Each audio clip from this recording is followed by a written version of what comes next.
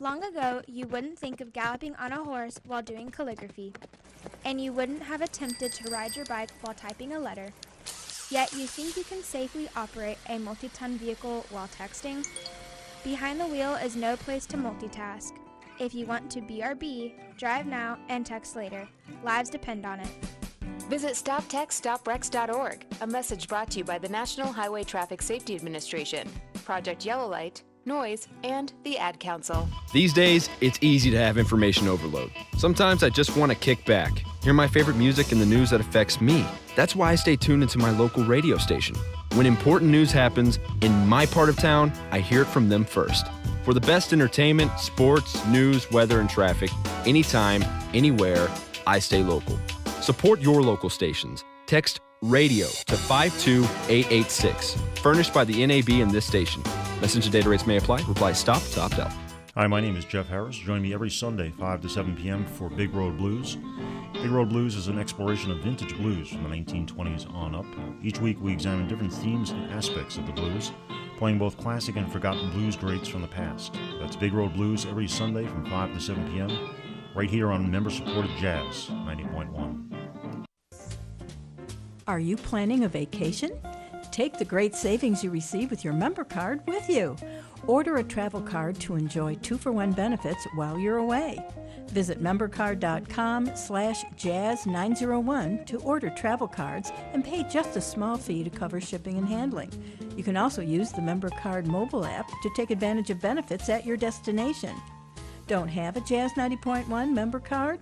Become a member today at the $90.10 level and above to receive yours.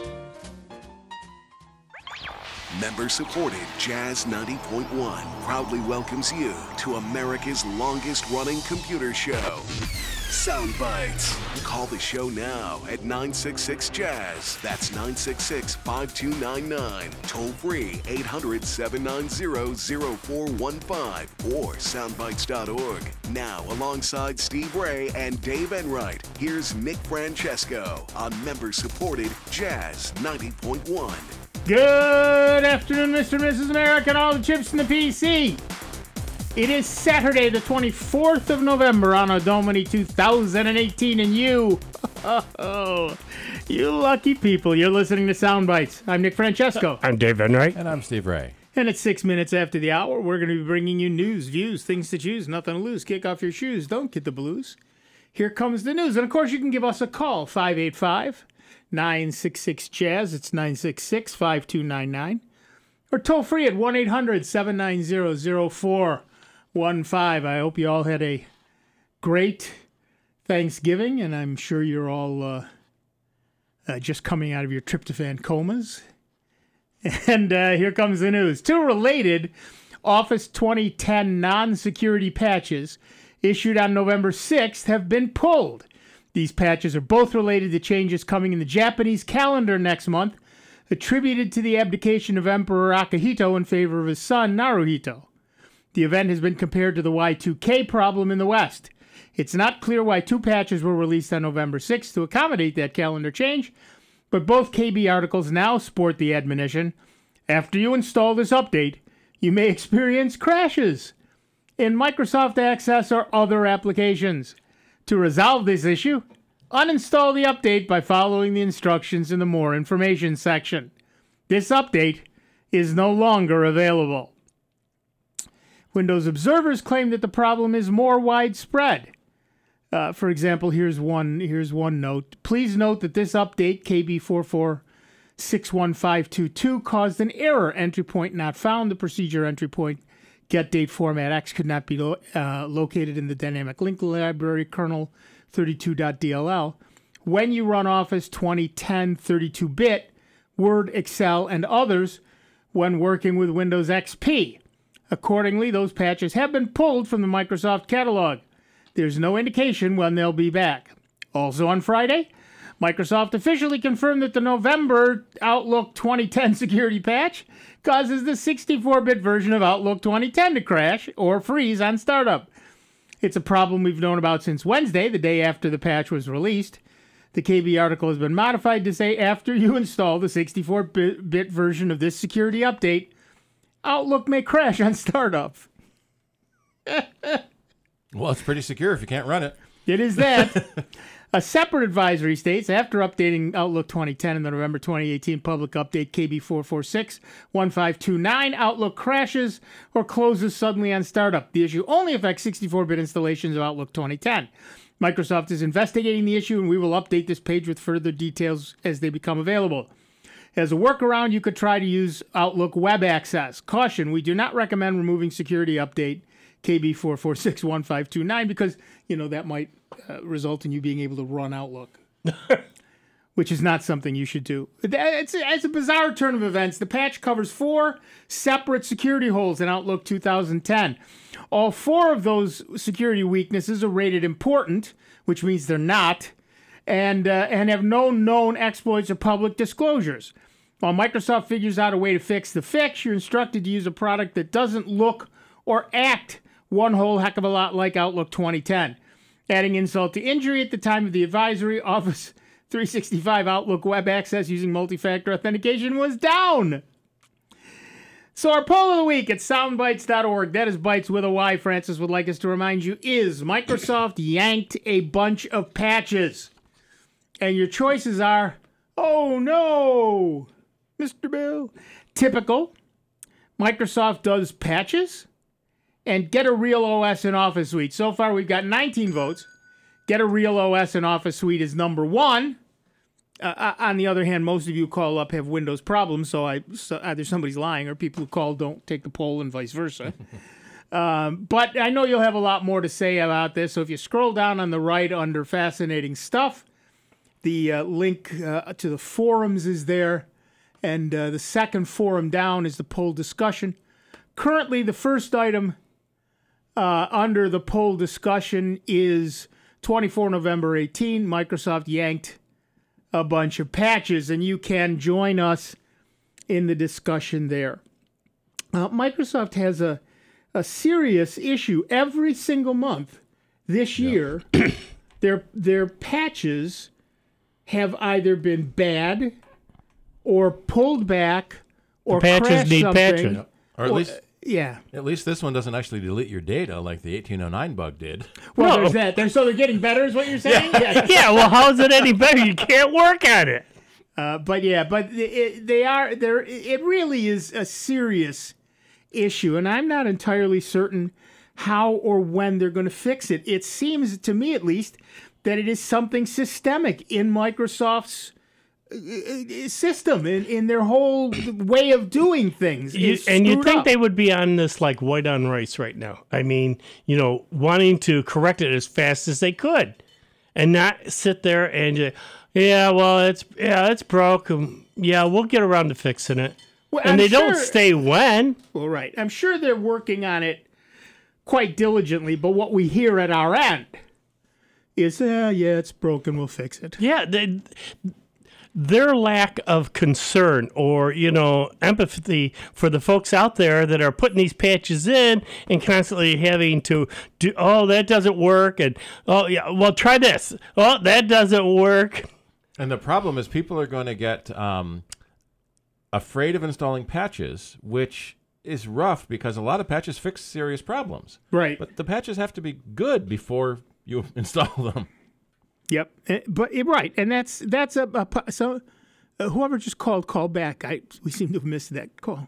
Yeah, I had a customer bringing a computer this week that hasn't installed any updates in 10 years. Yeah, and partly everything was working. Well, not anymore. Yeah, but all the bug fixes and security patches you don't have. Yeah, who knows what's been happening inside your machine. And then on the other side, customers having problems, and their Microsoft Office was taking too long to launch, and so they were told on the support line, well, just install the latest version.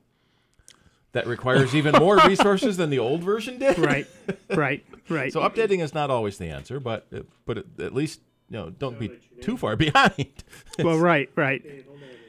It's a real issue right now. Part of the problem, of course, is people believe they must run Windows and they must run Office. You can run a different operating system. If you insist on running Windows, you can also run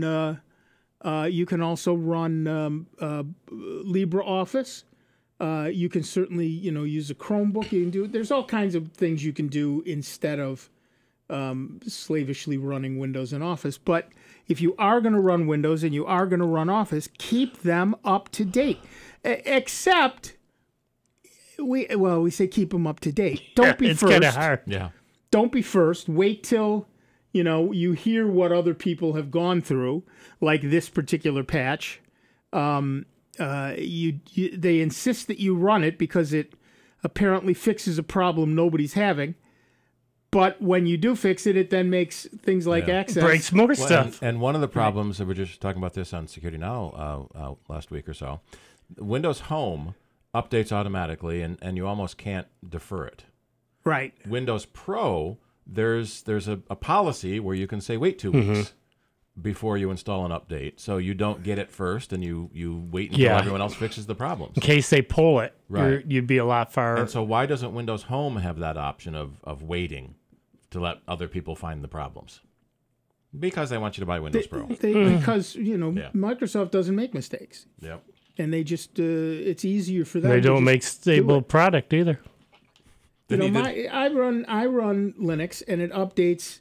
Something updates daily, right? But you don't. It does. You can once you say go ahead and update, it happens in the background. I rarely ever have to reboot. Stuff just install, and so I don't. I'm very happy to hit that little button, and I'm very happy to let it happen in the background, and I don't have to stop just does working. it automatically, and it's there. Right, unless I'm up to, like the other day there was an update to the Chrome browser. Well, you got to close it to update it. Okay, but beyond that, I didn't have to stop working. I didn't have to do a thing. Yep. But for some reason, Microsoft just everything reboots. Oh, we changed the. I don't know the whatever. Well, because everything's in the kernel. Yeah, exactly. They moved everything to the kernel to make it faster. Exactly. I don't know. It's just horrible. All right. To the phones. Our first caller is Andy from Greece, New York. Hi, Andy. What's up? Hey, Nick. Hope everybody had a good Thanksgiving. Hope you did, too. Oh, we did. Was doing my usual run-through of the Avast and malware Bytes and super anti-spyware. And Avast comes up and tells me that there's a vulnerability in my network. And I'm vulnerable to attacks from other computers on my network. If it's literally meaning my network in my home, then I don't have to worry too much because I don't think my wife's going to attack my computer from her computer. If she did, she'd be using a hammer. Yeah, that's about it. But I don't worry about the two Chromebooks because they're mine. But it came up, and I looked into it a little further, and it said type was DNS, port was 53, and it gave me a vulnerability ID. And so I looked at that, and I did go out. I checked the router. It's on automatic updates, but I hit the manual update button and said, you're up to date. So there's no help there. But it gave me this ID. It was C as in Charles, V as in Victor, E as in Edward, -2017-14491. Say that again. CVS. Okay, CVE. CVS. I meant CVE. Yeah, Charlie Victor Edward -2017-14491. So that was the 14,491 vulnerability found in 2017. Oh boy. Yeah, that's what that numbering means. Okay. All right, so let's see what it is. It is a critical CVSS. Yeah, a maliciously crafted DNS response. So normally you probably know this, but for our listening audience, when you type in google.com, your computer doesn't know Google, so it looks up in the DNS, the domain name server, what Google's address really is. It's kind of like the phone book for the internet. DNS is not encrypted. So bad guys have figured out a way to make fake DNS queries and malicious DNS queries. So normally you type google.com, the DNS comes back and says, here's the address. A malicious DNS can flood your computer with so much data on that DNS return that it denies you doing anything else. So that's why they call it a denial of service. And it's your DNS provider that needs to be updated. Oh. Right. Now, you are providing DNS through your router to the systems internally on your machine. Okay. So the vulnerability is correct. It may well be that your router does not, in fact, have the update that's needed to prevent that from happening. But it has to happen from inside your own network.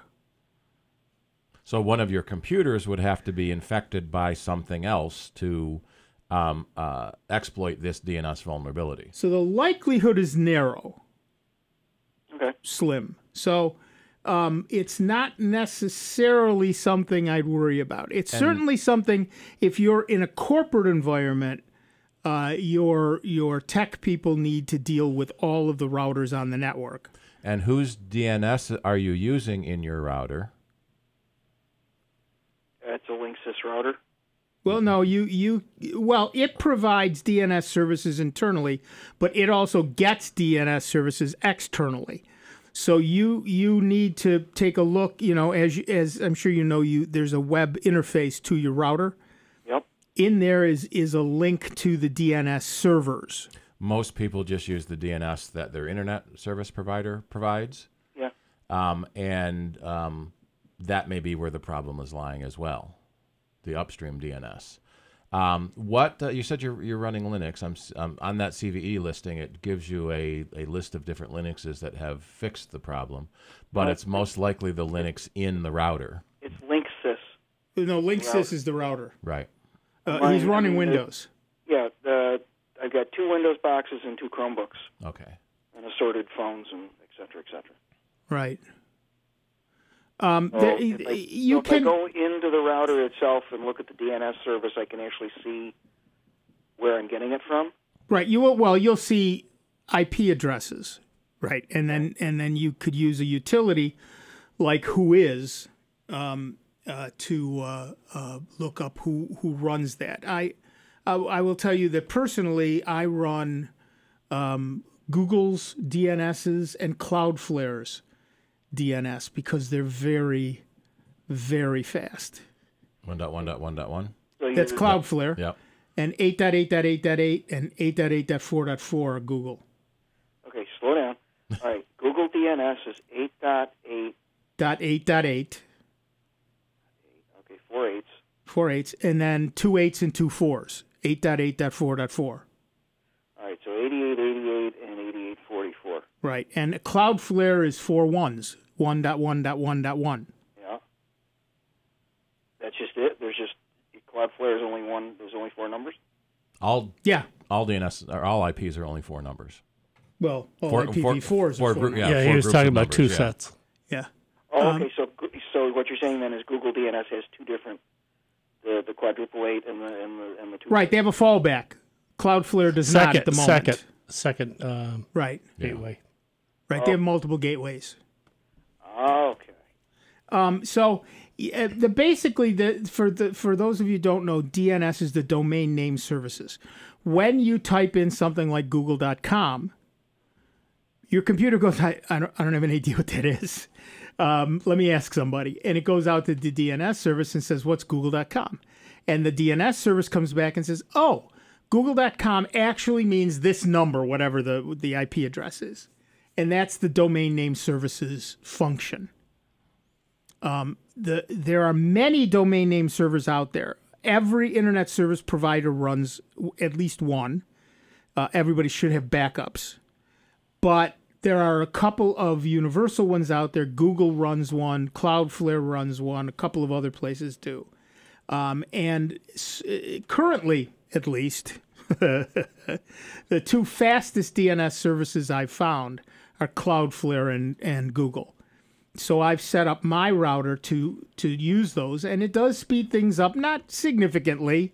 I mean, half a second here, a quarter of a second there, but that's still a lot. And it can look it up. One over the other?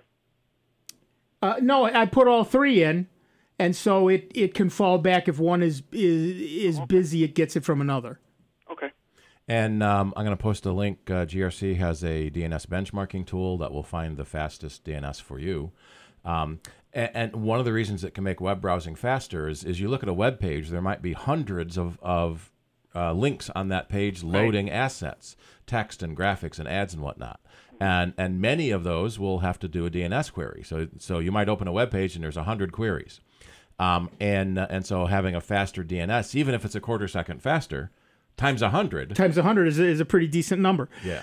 Yes, and I found which ones were fastest for me because on Linux, there is a program called Namebench. And Namebench does essentially that same thing. So I said Namebench, and I gave it a bunch of IP addresses, including DNS addresses, including 1.1.1.1, 8.8, etc., etc. And it came back and said those were the 3 fastest. So that's why I use them. But certainly your internet service provider may be fast enough. I'm not saying they're not 10 seconds to get a response. They're just a little slower than the ones I use. But the main thing to understand is that that error message you got is really talking about your router and any internal machines. Your internet service provider has their own set of routers and needed to do their own maintenance to them at that next level, and then whoever is the next level above them and the next level above them, and et cetera, et cetera. Mm-hmm. Okay. Yeah, I am finding that Linksys is not real fast on updates. No, they're not. Although they had one a short while ago for a vulnerability. But yeah, they're most of them are not terribly fast anymore. I have a Netgear Orbi, and it just updated the other day as well, but it's certainly not something that updates super regularly.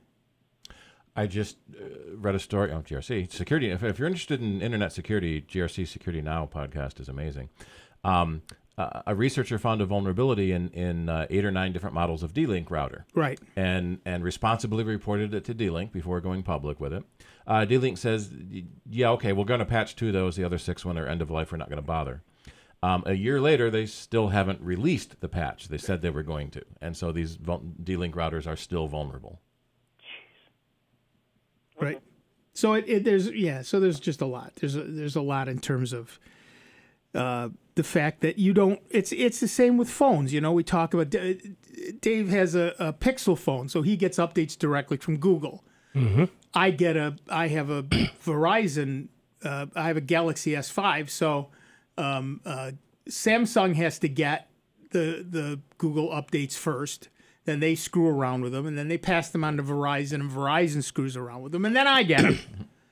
So the same is true of many routers. Some update quite regularly because the people are very interested in doing it. D-Link apparently is not.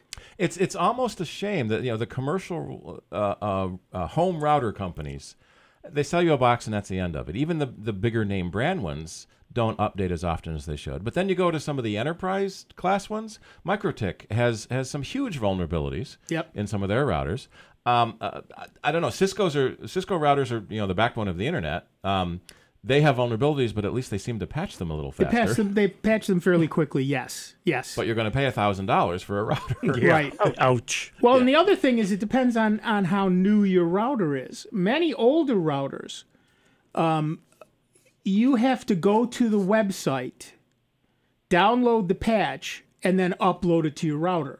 Yeah. The newer ones, Which is at annoying. least, right? But the newer ones, at least, will do that part on their own. So that's something. Yeah, you go to that button and it says check for updates, and it takes you to the website to make you find the right update. Right. Why? Yeah. Right. Why shouldn't it know? The one I've got, when I hit it, it actually goes out and comes back and says, nope, you're current. Yeah. So yes, that's a newer one, and that's good. But yeah, so it's very hard to find a really decent router at a low cost, and certainly it has to be a fairly new router at least a mid cost in order to know that you're getting. Well, it's the same thing with the phones. If I've got a $400 phone, he's got an $800 phone. Yeah, that one's going to be updated faster than mine. That's easy. Matter of fact, what was it? Wednesday morning, I go to grab my phone off the charger, and it says, "Oh, you got to reboot. We just updated you to Android 9." There you go. Oh, okay. So just restarted it, and boom, there it went. Right. I will never see Android 9. How often do you recommend replacing your routers? It depends. If you've got a good router that hasn't had any vulnerabilities and does everything you need it to do, keep it. But if you find it's got vulnerabilities like D-Link and they haven't been patched in a year like D-Link, replace it. We got to go. Okay, thank you.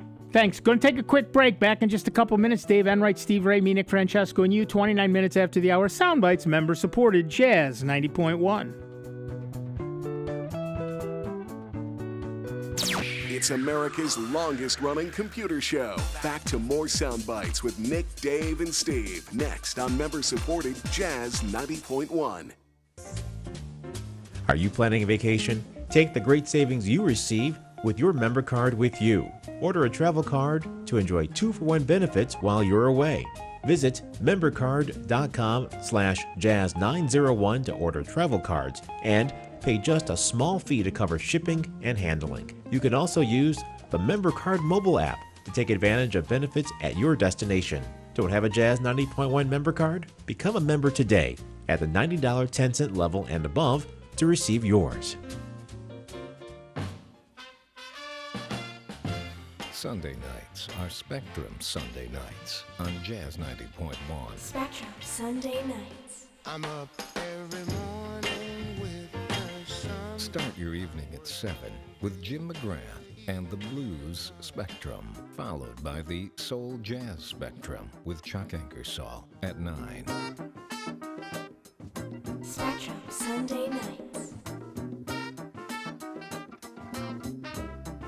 Then the Spectrum with Derek Lucas at 10. From blues to soul jazz to the spirit of jazz.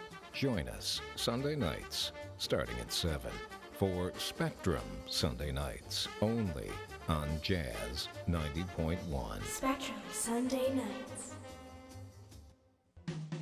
Jazz 90.1 is supported in part by our members and by Hedonist Artisan Chocolates, a local company specializing in handcrafted chocolates. Hedonist creates classic favorites, as well as collections of unique flavors that change with the seasons. This year's holiday treats include salted caramels, candy cane bark, and traditional holiday truffles. Hedonist offers gift boxes, business gifts, party platters, wedding favors, and chocolate tasting events. The company ships chocolate throughout the United States. Hedonist Artisan Chocolates Kitchen and Shop is located at 674 South Avenue in Rochester's South Wedge neighborhood.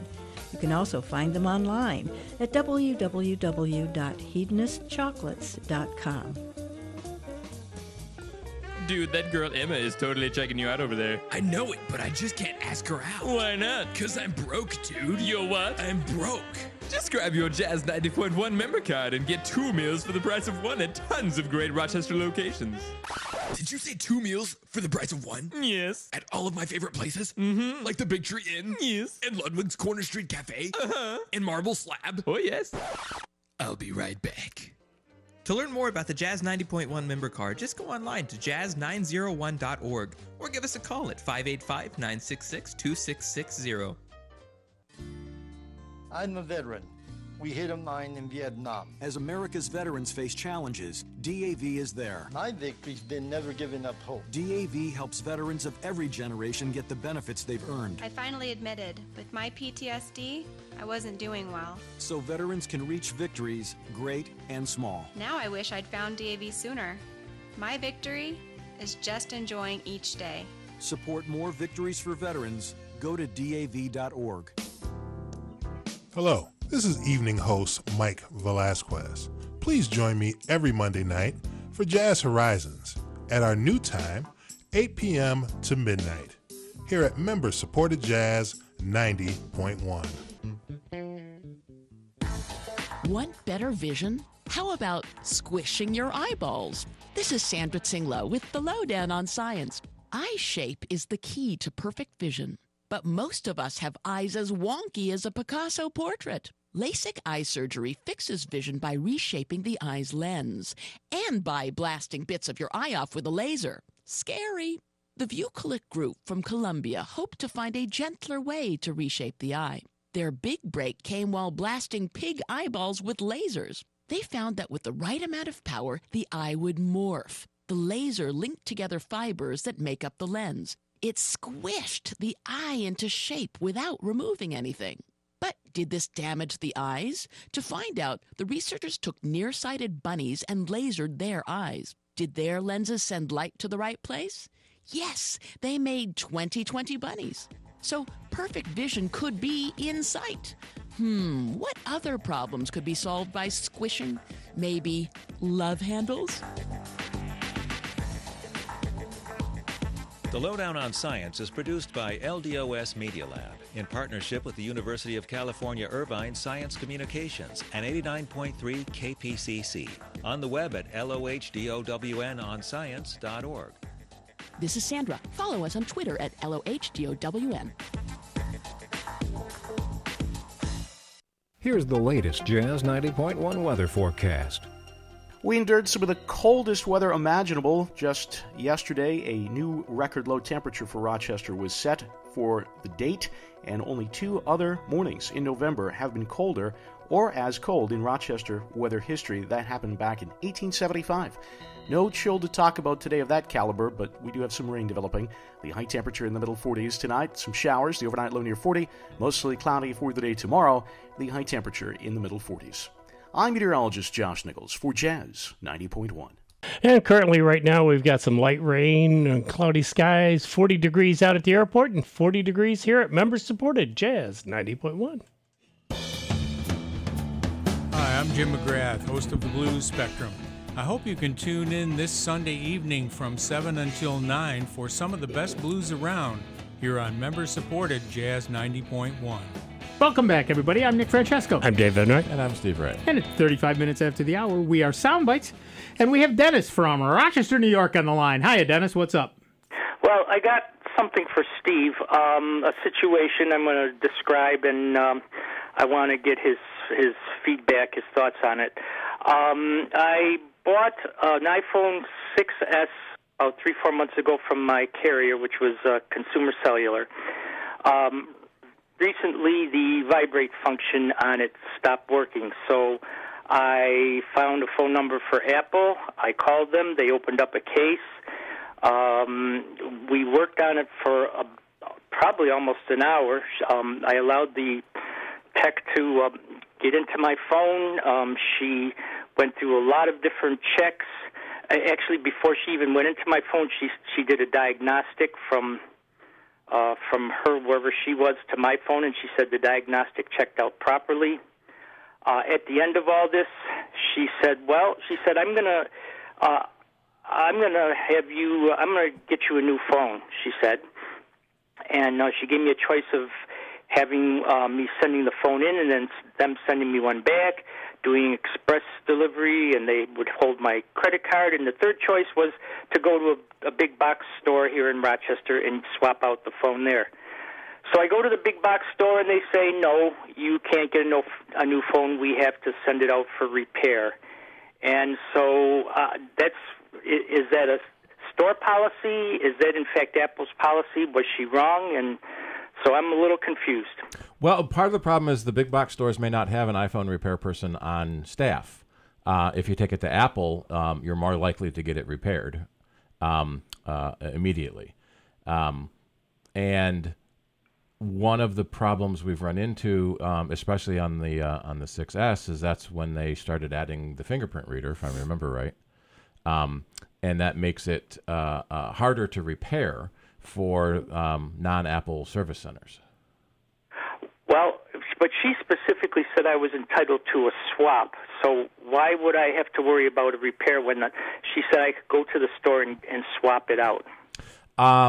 She was overstating policy. Policy is always to repair.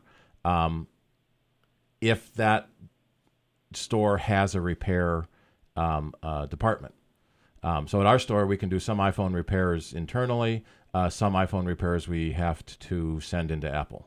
And that's true of the Apple Store, too. Right. But the Apple Store can do more repairs More, themselves. but there's still some. And you didn't get it from that store. I mean, that's Right. back like the old days. You know, I had the business, and somebody needed a new CD-ROM drive. They bought the CD-ROM drive online, and they were told, take it to the store, get it exchanged. So they bring it into my store. I go, yeah, no, you didn't buy it from me. I'm not going to take it. Right. You got to send it back to where you got it from. Right. And I'm pretty sure the vibrator is what Apple calls a whole unit repair, and so the repair is to replace the unit. There are some parts that can be replaced, and you get the same unit back. There are more parts that you get a whole unit replacement. When you say a whole unit replacement, are you talking about replacement of the whole phone, or Yes. replacement of an assembly or a circuit board? Partial circuit board inside the phone. Yeah, the whole unit replacement is the whole phone. Okay, so I'm going to go. I guess what I'm going to do is, after this was all over, she sent me her phone number with a direct, 6 or 8 number extension even, and she said, if you have any problems, call me back. So I'm going to call her back and have her do an express delivery and let her take my credit card number and to ensure that I send my phone back. They send you a replacement phone and you send your old one back, yeah. Yeah, and because I'm a technician and I'm on call 24/7 and I need this phone, I can't just give my phone up and have somebody send it out for repair. Well, So, at our store, if the phone's under warranty, you would get a loaner phone during the repair. At the Apple store, they might be able to do the replacement immediately while you wait. You are not an Apple store per se? We're an independent Apple service center. Okay. Where is there an Apple store in Rochester then? Eastview Mall. Okay. Well, you've answered a lot of my questions then. Thank you very much. Appreciate your time. Thanks. Bye-bye. And my store is actually open till 5 today with a lot of the sales for the holidays. Mm-hmm. There are a lot of sales, and many of them continue through the weekend. Of course, a lot of people are waiting for Cyber Monday, which doesn't make sense anymore because we all have high bandwidth internet. Right. You don't have to go back to work to buy stuff. Right, right. But a lot of people are waiting for Cyber Monday when they can order. And again, that's something that doesn't matter so much anymore. Yep. You're right, exactly. But they're waiting to do that. I don't know why it specifically anymore. My daughter, of course, has already sent her Christmas wish list. She just pointed me to an Amazon wish list. What's interesting is I want to keep track of all the prices before Black Friday, the prices on Black Friday, the prices on Cyber Monday to see if there are real deals. Well, they were saying, though, even for Black Friday, not as many people, you didn't hear the folks camping out overnight for this or that. And a lot of places it's Black Friday, so you go in for this sale, but not the mad rush like in years past. I mean, because of the internet and shopping online. Yeah, they can just do it in the comfort of the home. Heck with getting up at dark 30 and standing in line, freezing your butt off, and the crowd's rushing in, and that I can get it and order it right here at the comforts of my home. That's exactly right. So far this year, on the Black Friday death count, we have had 1 death and 6 injuries reported by people this year. This year alone, yeah. Yeah, good to know. Yeah, but not the hordes of crowds like you've seen in years past. We'll go to this city or go to this city and see the folks trampling each other to get in. It's just like no. In Memphis, somebody glanced at an attractive woman and her boyfriend shot them. Yeah. What happens is there are often in-store only sales, and that does indeed bring people to the store if they want that one item. Yeah. But most things you can find an equivalent price online. In fact, a lot of those doorbuster sales you could order online. Yeah, ahead of time. Yeah. Ahead of time. Right. A couple of stores I was looking at, Wednesday, what was it? Wednesday at 10, the sale went live online, so you didn't even have to wait for the store to open Thursday. Right. Well, I went over to Home Depot on Black Friday there. What was it, about 8 o'clock? Walked in, and there wasn't the big crowd, the parking lots. I mean, they got their normal rush in the morning for the poinsettia plants. That's always their big loss leader. Right. After that, it was just, people coming in, because you can order so much stuff. Now it's like, I did have a friend who said she went to a store specifically because they had a flat screen TV that she wanted. TVs were big this year, yeah. $400 for a 65-inch 4K smart TV. Yeah, so she stood in line for that, and they only had 10. She got the last one. They did tickets. They hand out tickets in line. She got the last ticket. And the guy handed it to her and whispered to her, "This is the last ticket."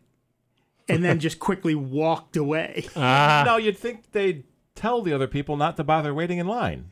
Well, because you want them to come in. No, they want them to come in. But then when they're so angry and often violent when they can't get the thing they wanted. Well, if they can't get the 65-inch, maybe they'll go for the 60. Yeah. Well, that's the or hope. the 55, In fact, another friend of mine had that same thing happen.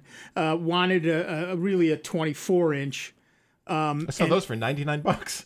Well, right. And it didn't, those were sold out, so went one up, which is, as far as the store is concerned, the best idea, right? So they paid $139 or $159 or whatever it was, the next price point up for a slightly larger And they don't mind television. that, going up. Oh, okay, it's a little bit bigger screen. I'll pay a little bit more. Right. They don't mind that as much. I'm here now. I might as well get it. That's the whole point. As long as you get them in the door, the likelihood that you will sell them something has increased. Yeah. One of the stores I was looking at, they had two different brands on sale, so maybe more units per sale. Right. Decades ago, we were taking our first trip with my daughter to Arizona. She was 5, 6, something like that. And I wanted to get a portable DVD player. We were going for remember Christmas. that, yeah. Going to get a portable DVD player for the plane. 8 hours on the plane, you better have something that's going to amuse this kid. Mm-hmm. So they had tablets. Before tablets, exactly right. So I stood in line, dark 30, got in the door, went up to the counter. They didn't even have a stand. You went up to the counter and asked. And the lady in front of me is screaming. She wanted to buy 5 of them, and the deal was 1 per customer. And she was just screaming and yelling and throwing things that were on the counter and swearing and abusing it. They finally got a manager to come and take her away. And I was next in line, and the guy said, "What do you want?" And I said, "Well, originally I wanted 2 DVD players, but I guess not." He said, "You can have 2. He sold me 2 of them and said it loud enough so that the lady heard it. Well, he got yours because he was nice. But he was right. Yeah. That's essentially what he said. He said, "You were polite," which is actually a good thing because of the 2 of them, one of them didn't. The internal video didn't work. I could hook it up externally to something, but the internal video didn't work. And the whole point is, it was one of those little things with an internal clamshell for the plane, right? So luckily, I got 2. Yeah, really. And it's under warranty, so you can get the second one fixed. And I did, but that would not have happened in time for the airplane flight. Yeah. So I mean, that's the other thing. It's amazing. If you're going out shopping this holiday season, be nice. It's nice. June says it's nice to be nice. And it is, because you trap more flies with honey. You know the stories. Those people probably don't want to be working. They don't want to be working, and if you're rude to them, you think that's going to get you farther? It's not. It's just going to make people dig in their heels and get mule stubborn. And if you're polite to them, they'll be polite back. That's one thing that still ticks me off. I'm sorry. Uh-oh. There's Christmas and Thanksgiving. Yes, there is. Those 2 days are meant to be with family. Yes, they are. And I feel bad for the poor SOBs that have to go to work on Thanksgiving Day. Well, I hope just because that corporation has to open up and make a few $100 because they don't want to lose out. They're gonna.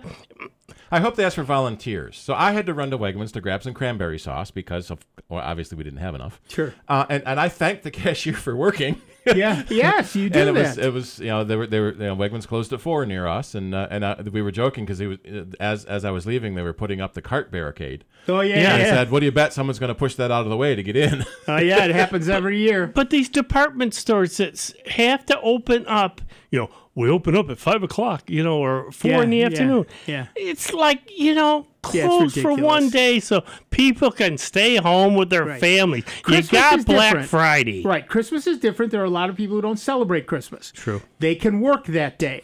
That's a whole separate issue. But you're right. Thanksgiving is a national holiday. We should treat it as such. Yeah. Yeah. Yeah. No, I agree with you.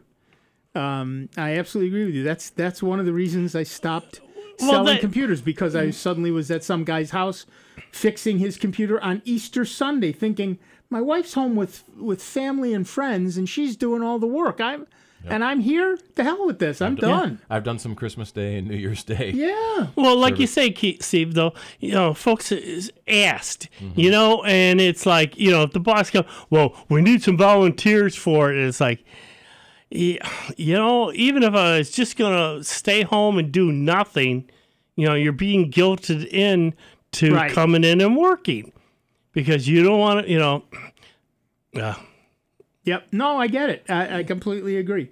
But for those of you listening, if you're going to be out shopping this holiday season, please be polite. It takes so little to do it, and it makes the other person's day, and it makes everything just grease the skids, slide along a little faster.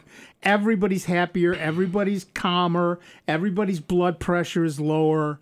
It's a very good thing to do. Just be polite. And the cashier's not responsible for the prices. Right. If it's scanned wrong, take the ad with you.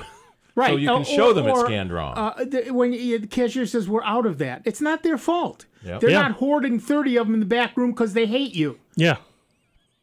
Or if someone set the $50 thing down on top of a shelf that said $2, that's not their fault either. Right. Yeah.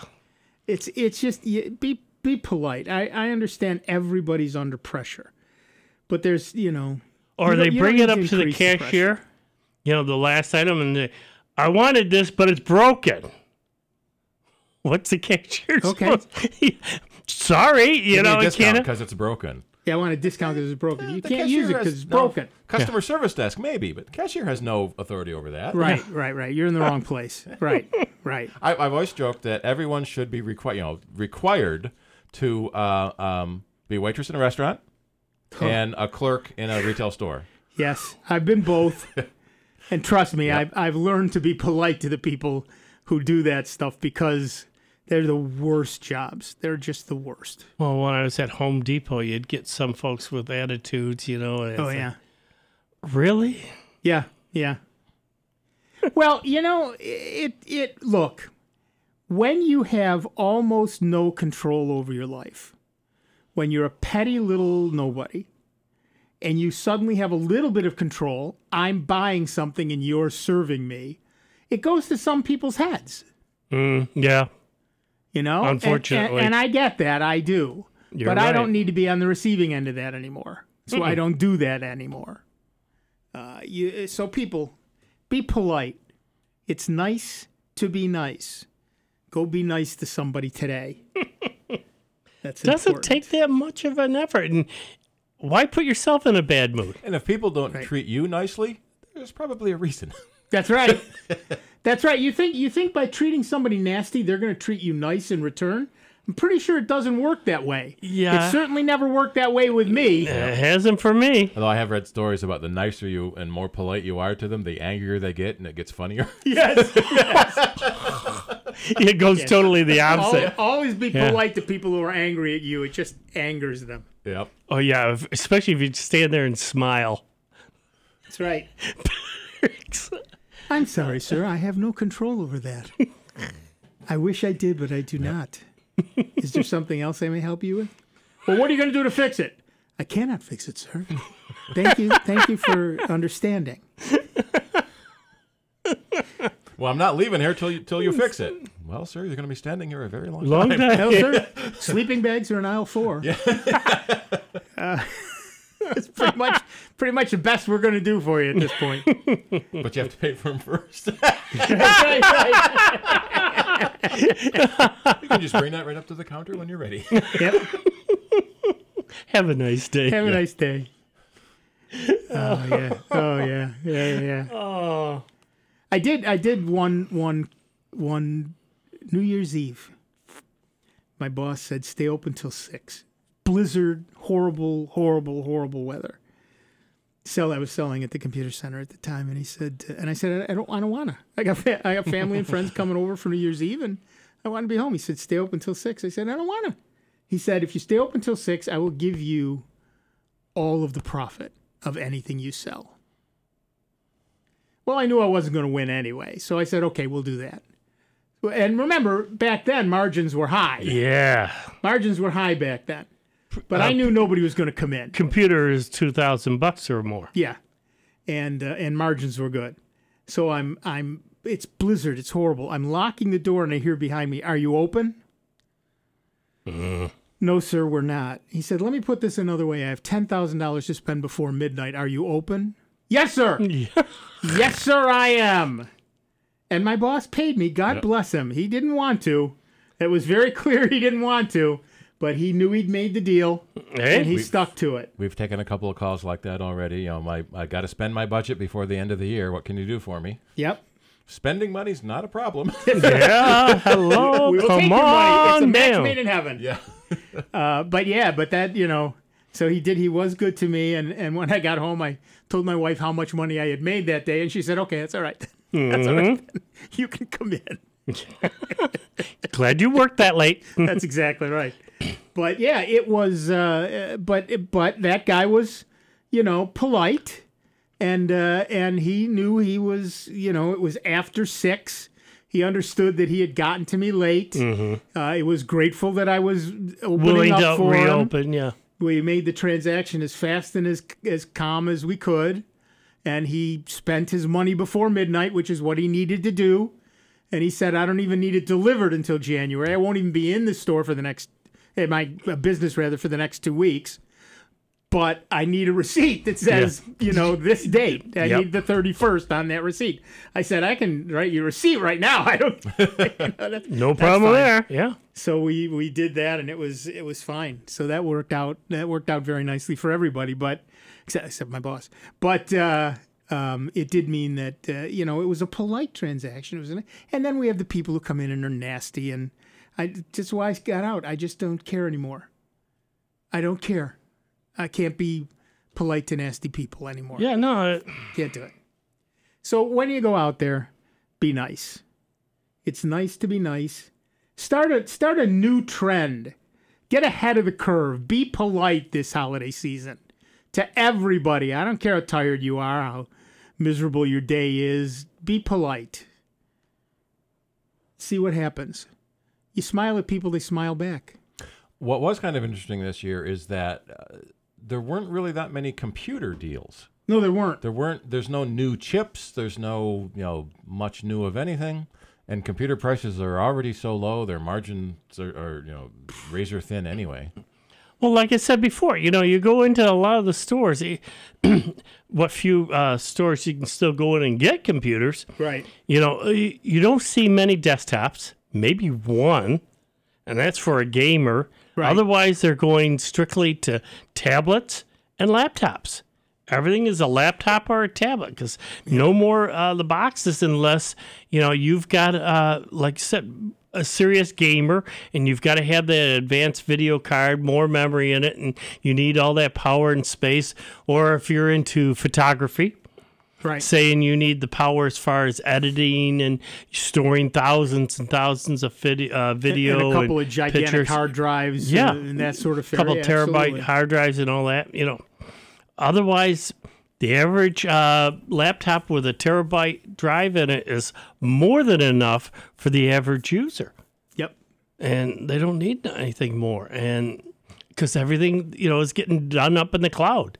More and more folks are relying on storing stuff up there because of the versatility. I mean, it's nice to be able to say, be here doing some stuff, and all of a sudden you travel, say, out west to visit family and that, and you want to pull up pictures. I log into my on the computer, say over at Grandma's house there, and go into my Google account, and I can show them all the photos that I want to show them, or right on my phone. Right on your phone. It's right there, and no muss, no fuss. Yeah. It used to be. I remember, we all used to carry pictures, or somebody'd show us pictures, and you had the wallets with the accordion thing in it. You can fit a dozen if you're lucky. And maybe you had a dozen, so you had to pick the ones, and now it's just, here's my phone, just keep swiping. Yeah. All right, that music tells me you've wasted an hour of your life with this nonsense, but do not go away, because we're going to do it all over again. Going to take a slightly longer break, and then we'll be right back with Dave Enright, with Steve Ray, with me, Nick Francesco, and with you. It is 59 minutes after the hour, and you are listening to the longest-running computer show in the known universe. Holy cow! That must mean you're listening to Sound Bytes right here on the Truly Great. And we do remain truly grateful to you that we are member-supported. Jazz 90.1. We will see you on the other side.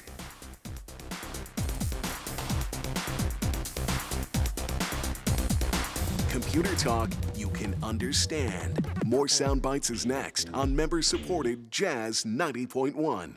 WGMC Greece Rochester. A public service of the Greece Central School District. Jazz 90.1. On Instagram at WGMC Jazz 901.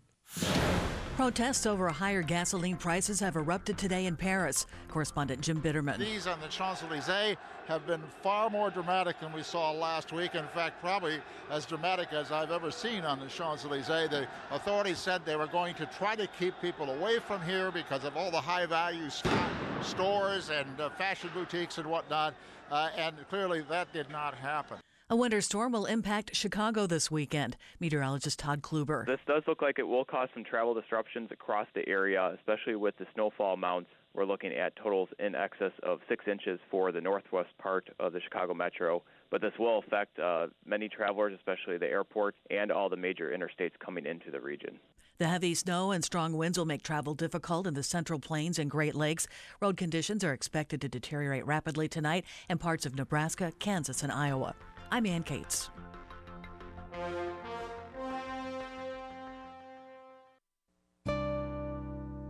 Here's another I Love New York travel tip. The magic of the season comes to life in New York State in December with great events for the whole family. On December 1st and 2nd, a historic seaport on Long Island commemorates a beloved author with the 23rd annual Village of Port Jefferson Charles Dickens Festival. In the capital Saratoga region, Capitol Holiday Lights in the Park boasts 125 spectacular lighting displays and holiday scenes in Albany's Washington Park. December 6th through the 8th, Ithaca celebrates the holiday season with Ice Fest. The festivities include ice carving, a chowder cook-off, fire demonstrations, and more. In the Adirondacks, the Lake Placid Holiday Village Stroll, December 7th through the 9th, is a weekend chock full of music, parties, dining specials, and shopping. To find out more about these and other great December events in New York State, visit iloveny.com. Find what you love in New York State. These days, it's easy to have information overload. Sometimes I just want to kick back, hear my favorite music and the news that affects me. That's why I stay tuned into my local radio station. When important news happens in my part of town, I hear it from them first. For the best entertainment, sports, news, weather, and traffic, anytime, anywhere, I stay local. Support your local stations. Text RADIO to 52886. Furnished by the NAB and this station. Message and data rates may apply. Reply STOP to opt out. I'm a veteran. We hit a mine in Vietnam. As America's veterans face challenges, DAV is there. My victory's been never giving up hope. DAV helps veterans of every generation get the benefits they've earned. I finally admitted, with my PTSD, I wasn't doing well. So veterans can reach victories, great and small. Now I wish I'd found DAV sooner. My victory is just enjoying each day. Support more victories for veterans. Go to DAV.org. Jazz 90.1 Swing and Blues Radio on the net hosts a show called At the Crossroads, an hour of the very best in blues. I'm your host, Brad Zwicker, and the program airs Thursdays at 6 p.m. Eastern Time, live streaming at jazz901.org. With classic cuts, 2-song spotlights on new releases, and lots of great music, ATC is all about the blues and nothing but. Thursdays at 6 p.m. Eastern Time at the Crossroads, live streaming at Swing and Blues Radio at jazz901.org. Melissa from Michigan. I work an extra part-time job serving lunch at my child's school, but I still can't afford to put food on our table. Daniel from California. Choosing whether to pay the rent or pay to fix the car to get to work doesn't leave us with much at all. Now we can't even pay for meals. Hunger is a story we can end. End it at feedingamerica.org. Brought to you by Feeding America and the Ad Council. Swing all weekend, blues all week long. The Jazz 90.1 Swing and Blues channel. Go to jazz901.org now. Click on the Swing and Blues button on the right-hand side, and instant swing and blues will be in your ears. 3, 2, 1. Oh no. Which button am I... When every second counts, you can't wing it. Guys, a little help up here? In a home fire, you may have less than 2 minutes to get out. So make a family home fire escape plan. Then practice home fire drills at least twice a year so everyone knows what to do when they hear. Prepare your family at ready.gov/fire drill. Brought to you by FEMA, the Ad Council, and Make Safe Happen. Welcome back to America's longest-running computer show, Sound Bytes, on member-supported Jazz 90.1. Get online now. Call 966-JAZZ. That's 966-5299. Toll-free 800-790-0415. Or submit your question by email at soundbytes.org. Once again, here's Nick Francesco, Dave Enright, and Steve Ray on member-supported Jazz 90.1. Welcome back, everybody. I'm Nick Francesco. I'm Dave Enright. And I'm Steve Ray. And at 5 minutes after the hour, we are Soundbites. And you will be listening to the news in a moment. In an interview with Axios on HBO, Apple CEO Tim Cook explained the decision to use Google as the default search engine on Apple products. This decision has baffled some, considering Google's business model of making money off of users' data, something Apple has spoken out against numerous times. I think their search engine is the best, Cook said in the interview. He followed up by diving into privacy features Apple has implemented in its Safari browser. Look at what we've done with the controls we've built in, Cook stated. We have private web browsing. We have an intelligent tracker prevention. What we've tried to do is come up with ways to help our users through their course of the day. It's not a perfect thing. I'll be the very first person to say that, but it goes a long way to helping. Google pays Apple to have its search engine be the primary one on iPhones and other Apple devices. That's the real reason it's in there. The money that Apple makes from the deal funnels into the company's services business, which has been a consistent source of light for Apple in its recent quarterly financial reports. A Bloomberg report estimates that Apple may bring in between $3 and $9 billion from its Google licensing agreements. Let me read that sentence again. A Bloomberg report estimates that Apple may bring in between $3 and $9 billion with a B dollars from its Google licensing agreements, with the majority of analysts putting the number between $3 and $4 billion. That's still a lot of billions. Apple's services business as a whole hit a big milestone, $10 billion in revenue during the final fiscal quarter of 2018. Pay attention. That means Google accounted for at least a third of Apple's services business. They're not going to get rid of that. Yeah. They're just not. Cook also talked about the looming privacy regulations that may come to Silicon Valley. When asked if federal regulation is inevitable, Cook emphasized that he is not a big fan of regulation, but the companies have to recognize when the free market approach has failed. I'm a big believer in the free market, Cook said, but we have to admit when the free market is not working, and it hasn't worked here. I think it's inevitable that there will be some level of regulation. I think Congress and the administration at some point will pass something. So, which search engine do you use? Give us a call, 585-966-JAZZ. It's 966-5299 or toll free at 1-800-790-0415. There were rumors a few years ago that Apple was considering switching to Bing. So right. What was Microsoft paying them? And most of the outcry was, Microsoft, no! Yeah. Yeah, but people forget that it's not just a whim deciding what's going to be. Apple is being paid by Google to use their use their web search engine in their phones as a default in their phones and in their computers, and that's a good third, if not more, of their business side, of their services side, and the services side is what's keeping Apple alive right now. Quite frankly, their phones aren't selling the way they used to. And and their computers aren't selling the way they used to. So what's left is the services, and that's that $3 to $10 billion is on the services side. And you can switch your search into anything you want, but if you don't choose, it's Google. Right. And of the three, I much prefer Google. I don't use Bing at all. Yeah. And I've used DuckDuckGo a little bit, but not a great amount. DuckDuckGo is certainly more secure and more private and yada, yada, yada, but it doesn't give me the results I want. So, most of the time, and neither does Bing, quite frankly, so most of the time I'm on Google. Mm-hmm. One of the ironies that I always find is that I like using Google because it's not full of ads. Right. But Google's the biggest advertiser because every other page is full of ads. Yeah, that's right. Although they have done something interesting and annoying to some. When you get a Google result, let me see if it's doing it now. Oftentimes, no, I'm getting the direct link because I'm logged in. Oftentimes when you point to a link, it's a Google referrer link. Right. So you don't go directly to the place. It sends it through Google, basically tracking and advertising first. Right. So they know you clicked on the link. Right. And that's, they keep track of that stuff for their own purposes. And you will often see when you search for something, boom, you're getting all that. You get a bunch of ads in the results, but they are labeled as ads. Yeah, Google's a little better about labeling ads than some of the other search engines. And it's not the whole screen of ads. It's usually only two or three along the side or something. Right, and with a lot of the other search engines, well, actually in this case it is. Well, I'm getting pictures too.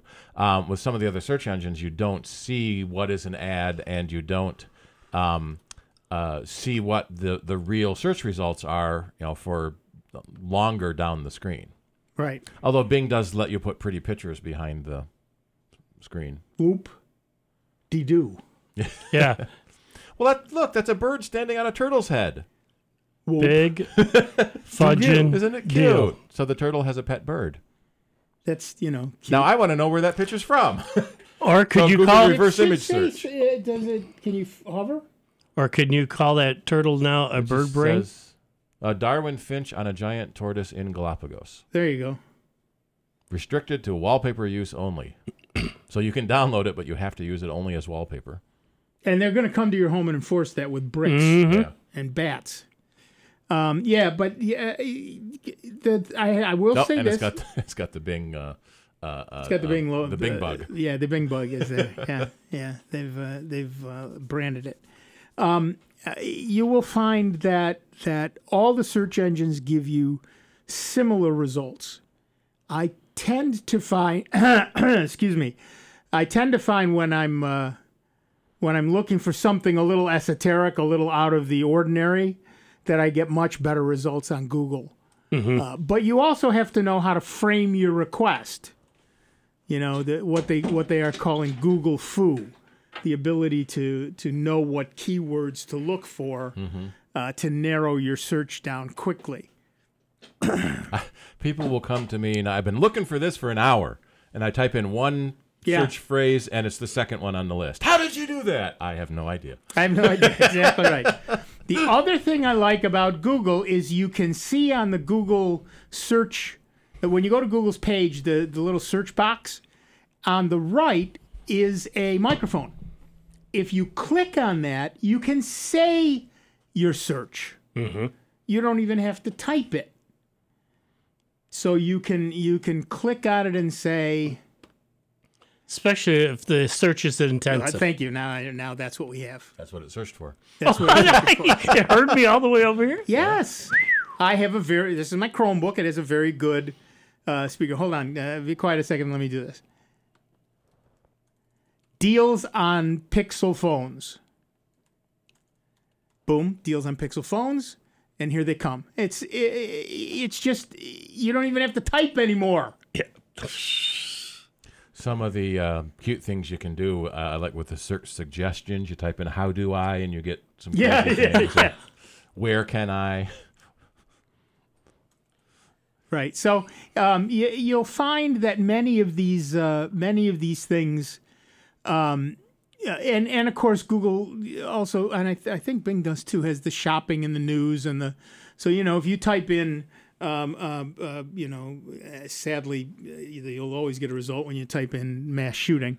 But you can then click on the news section, and you will see the latest news on those things, as opposed to having to search through the listings for the latest news item. They were saying, like anything else, it's a double-edged sword. Being able to just click, like you said, click on that microphone and just speak into it, and it gives you results. In the same token, it's also causing a dumbness of our society. Yes. Because people are forgetting how to write or even spell. Right. I mean, you look at some of these kids nowadays, and they can't, as far as putting together, an essay or anything else, and their writing is atrocious. Yeah, it really is horrible. And, being able to just speak into it is, great. The technology is great, but in this, the other side of the coin, though, it's also making them dumber. Right. I have I bought a T-shirt off of Woot, and in cursive it says, "If you can read this, you're old." Yeah. And a lot of kids are writing text speak in their essays and papers. Yeah, not in my classes. Yeah. I'll tell you that right now. Not in my classes. Not allowed. That is nonsense, and I don't take it. All right, back to the phones. Our next caller is Larry from Rochester, New York. What's up, Larry? Good afternoon, guys. I think this might be more for Steve, but I guess it could be for anyone. I tried to download Mojave onto my, I think it's mid-2011 iMac, and it wouldn't go. However, I can download it on my MacBook Pro, and I did. What I'm wondering is whether or not that signals it's time for me to get a new iMac. Well, of course. Yeah. Okay, silly question, Larry. Yeah. So the iMac needs to be a 2012 or later for Mojave. So your choices are you don't upgrade, or you get a new machine, basically. Or you put Linux on your old machine. Yeah. Or just open the command terminal window and leave that full screen. There you go. That works for me. As long as your computer is doing what you want it to do, there's no urgent need to upgrade. There will come a point when new software will require a Mojave. Right now, High Sierra, I think, is most of what we're seeing for a lot of the bigger requirements. Although Office 2019 is Sierra 10.12. I think Adobe Creative Suite is 10.12 also. And so it's going to be many years before programs will come out requiring 10.14. So that's usually when the decision gets a little more urgent, that if you want to buy this new program and it won't run on your old OS. Okay, because right now my Mac still seems to be doing everything I need it to do. Yeah. Plus, I like the fact that I can still put the CD-ROM in the side of it and a little, not the disc, but the chip or whatever it is in the side when I'm looking at movies or what have you. Not movies, but photographs. So I was just wondering if that meant that in a year from now they're going to say I can't upgrade to iOS or something like that, so I should start looking. Well, on that iMac, yes, you can't upgrade the OS anymore, but it won't just magically stop working. We are seeing on iOS 12 goes back a long way. I think the iPhone 5, and we're on the 10 now, so that's 5 generations in phones, a long time. And this is in iOS. iOS 12 is the first OS to actually run better on the old phones that they made that sort of a design priority to make the older phones run faster.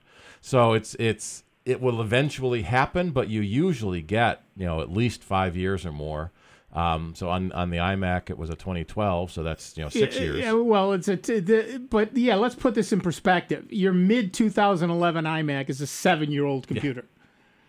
So that's probably 70 to 100 years in human years. Right. So it really owes you nothing. And I would say I agree with Steve. Use it until you need to upgrade it, but start putting your pennies away now.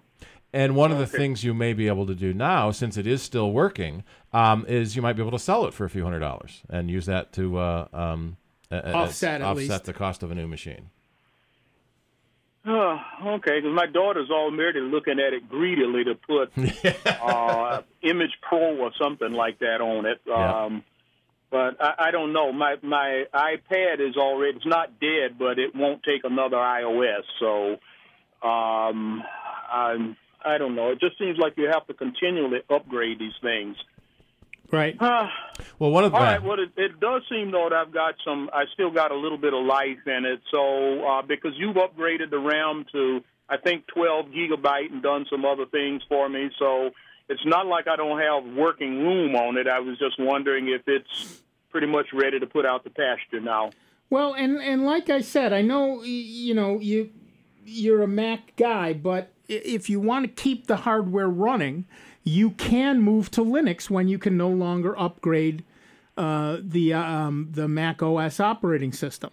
There's a thought. Because I do have made a bootable Linux disk, and every now and then I do run Linux on it, just for the fun of it. Sure. That's an idea. At the point where you feel that you're starting to be unsecure, yeah. You don't have the security updates anymore. You feel a little skanky getting on the internet with it. That's the time to say, I can either toss the hardware entirely, or I can put Linux on it, continue to use the hardware, and now play around in Linux and learn it that way. And Apple is still offering security updates going back to 10.12. Right, so you still 3 have time. versions, yeah. Okay, because the moment I thought it wasn't secure, it would be done. I'd snatch it off the network in a heartbeat. Yep. Right, that's when you can think about putting Linux on it. Okay. Well, I just thought I would ask. I was tooling around early this morning before your show and just starting to ponder, is it time to get another one now? So, well, start saving your pennies because it's coming. Yeah. Okay, well, thank you, guys. You helped my decision-making. Thanks, Larry. Have fun. Have a great day. You too. Bye. Yeah, it's always hard to make the decision to get a new computer. Although we like to say, do it before the old one dies completely. Well, that's exactly the point. And what I was about to say was, we tend to make that decision when the old one doesn't boot. Right. But we really need to make it earlier, because you want to move things over. You want to make sure you got everything, because you're going to forget something. And you'll have a guarantee it. Right. I will put money down on the fact that you will have forgotten to move something. Yep. So buying the new one before the old one dies is a very, very good idea. And then you can run the two in parallel for a little while until you absolutely secure. What? This is for you. Okay. It says, "This is Elaine. Uh-oh. First Saturday off in a year, and I'm listening. Uh-oh. For God's sake, somebody please call in before Nick starts telling stories about Santa on Magic Mountain." Oh, stop it. Stop it, my wife. I love my wife. A little young Rob Litton. I am only reading what is in front of me. Thank you, honey. I love you, too. Yep. Which is the polite thing to say over the radio. Yeah. Yes. But yeah, just because a new OS came out for your device doesn't necessarily mean you have to install it. You can keep, as long as the security patches are running for the OS you have. It's interesting that people want to have the latest thing. We are still seeing a lot of problems with the Mojave installer, even with the 14.1 patch that's come out. And excuse me. So it's not something you have to jump on immediately. Like we were saying earlier, wait a couple of weeks, right? And let other people work the problems out first. Right. Yep. Don't be the pioneer. Yeah. And Apple, we're a little annoyed. Apple says you only need 2 gigs of RAM to install the OS, which is technically true. You won't be able to do much of anything else. It will be so slow. You'll be yelling at it. But you couldn't do 2 gigs. Well, it's like it's no different than Microsoft. I mean, Microsoft sits there and tells folks on some old Windows 7 machines, yeah, you can put it on there, which is a true statement. Yeah. Do you want to work on it? Oh, heck no. Just remember, all the new computers come with 8 gigs minimum. That's right. That's probably better minimum. Yes, and that's really kind of required. Yeah. You really need to pay attention to not only what it is you do, but how quickly you need to do it. You know, if you're, we talked about that with Chromebooks too. If you buy a lower end Chromebook, you can do everything you want to do. You're just going to do it a little slower. But for $150, can you wait? You know, let me finish. Yeah. If you can't wait, then you're spending $400, $500, $600, and you made that decision because of the speed that you want. You can't. There ain't no such thing as a free lunch. Lunches are getting cheaper, but they aren't free. Hold on one second, because this leads right into that. I just got somebody just texted in. Any recommendations this holiday season for good deals on a mid-level 15-inch Chromebook? Thanks, Mike. As we were saying, yes. Go ahead. You were saying. As we were saying earlier, there aren't the deals, where you could get hundreds of dollars off, aren't really happening anymore. Right. But a lot of the electronic stores are offering bits of a discount. You got to do your homework. One thing that I might suggest that people do. I like HP, but there's a 14-inch. But I like them. I like LG. I like the Dells are actually very nice. But if you go to google.com/Chromebook, you can see all kinds of things about the various things. There are about 39 of them out there, and you can filter it. So, for example, I want large screen. There are 13 that are 14 or 15-inch. And they show them all here. The Dell Inspiron, which is a 2-in-1, which means that you flip the screen around the back. Yeah, push the screen around to the back. Acer makes a 15-inch one that doesn't do that. They also make a spin 15-inch one that does do that. So it depends. Do you want just a Chromebook? Do you want a Chromebook that can also be a tablet? Those are two considerations you're going to make. So you can get everything. For a 14-inch, you can get starting in the $250 range, right? And you can go up to, geez and crackers, $700-800 if you want to. But so there's your price range, $250 to $800. There you go. You're welcome, America.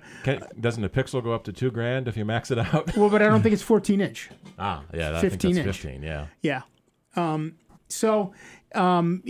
There are plenty of them there, and again at google.com/Chromebook, you can see lots and lots of machines. There's whatever I said, 30 some odd of them, and of the 39 you said. Yeah, and of the larger screen ones, there's over a dozen. So you can take a look, and you can easily compare them to each other and see what the features and stuff are.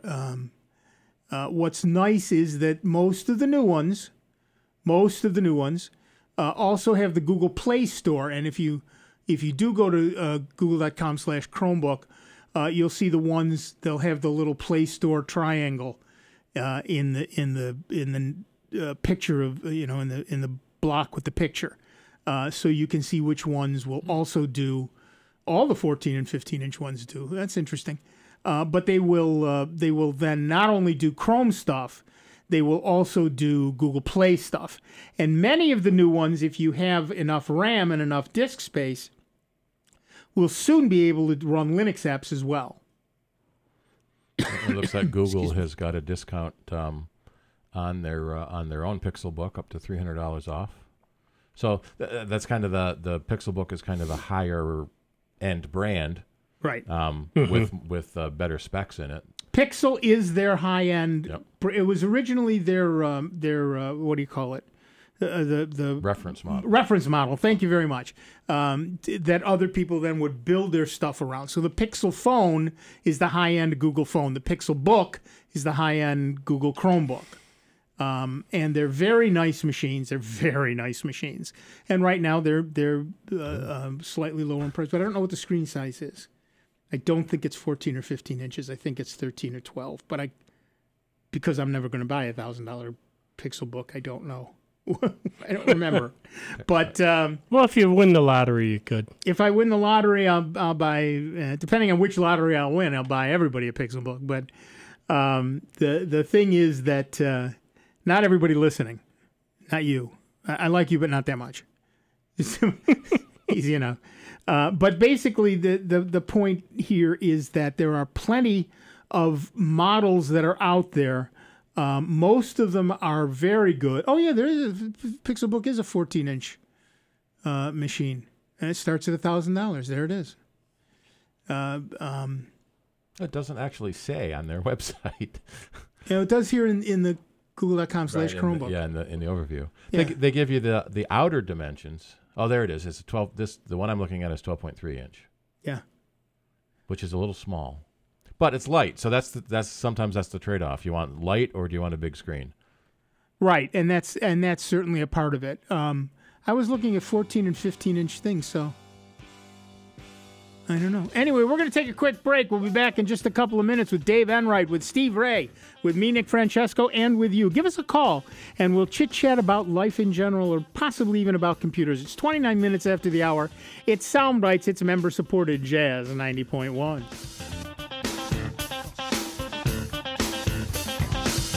Before you call into our show, please make note of the following rules. 1, turn your radio down. 2, turn your radio down lower. 3, remember, nobody has invented a good-sounding speakerphone yet. Don't use them. 4, make sure you have a point. It makes for a more interesting show. 5, calling does not guarantee you'll get on the air. No whining. 6, if you do get on the air, please do not tell the host what you just told the screener. We don't care. And 7, is that radio turned down yet?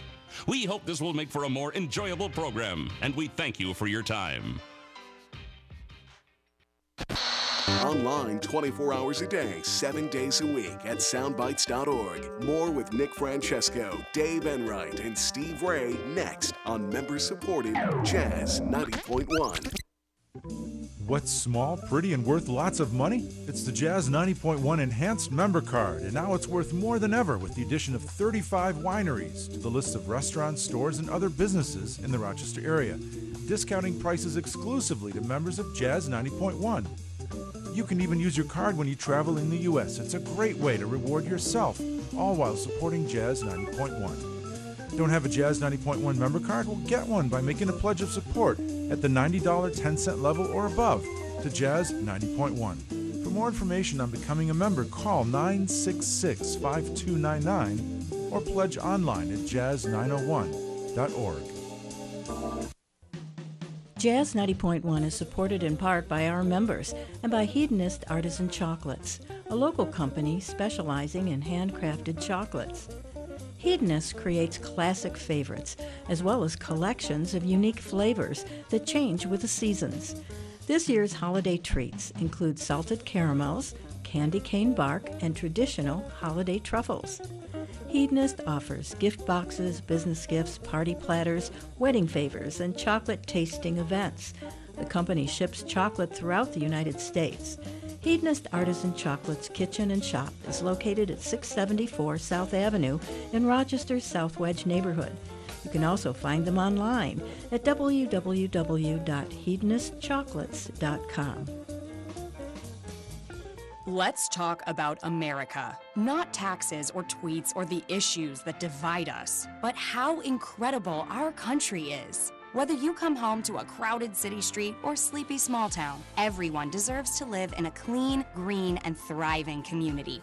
We are Keep America Beautiful, the nonprofit working with millions of people like you to end littering, improve recycling, and beautify communities. Learn more at kab.org. Together, we can do beautiful things.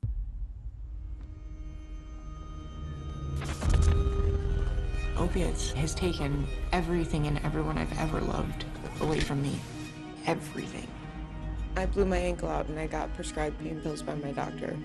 If making my detox public is gonna help somebody, I'm all for it. I just wish I would have had a warning. Opioid dependence can happen after just 5 days.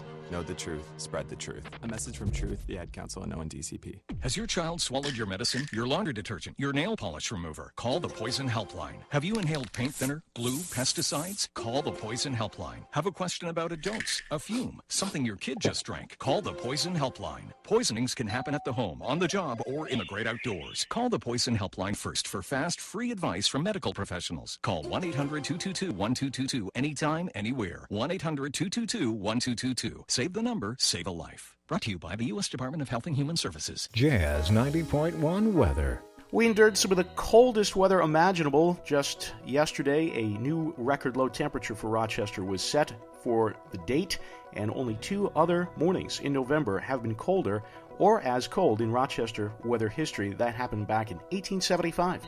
No chill to talk about today of that caliber, but we do have some rain developing. The high temperature in the middle 40s tonight, some showers, the overnight low near 40, mostly cloudy for the day tomorrow, the high temperature in the middle 40s. I'm meteorologist Josh Nichols for Jazz 90.1. And currently right now we've got overcast skies, 39 degrees out at the airport, and 40 degrees here at member-supported Jazz 90.1. Howdy, folks. This is Dan Gross. You can listen to me Mondays 6 to 8 p.m. here on member-supported Jazz 90.1. Welcome back, everybody. I'm Nick Francesco. I'm Dave Enright. And I'm Steve Ray. And at 34 minutes after the hour, we are Sound Bytes. And I would like to thank my bride for giving me Santa flashbacks. Now you have to tell the story. Some frightening stuff. Not yet, I don't. We've got a whole month. We're going to go back to the phones instead, and we're going to talk to Rich from Arundecoit, New York. What's up, Rich? Hello, guys. And Nick, just to throw that out there, I'll listen. Thanks.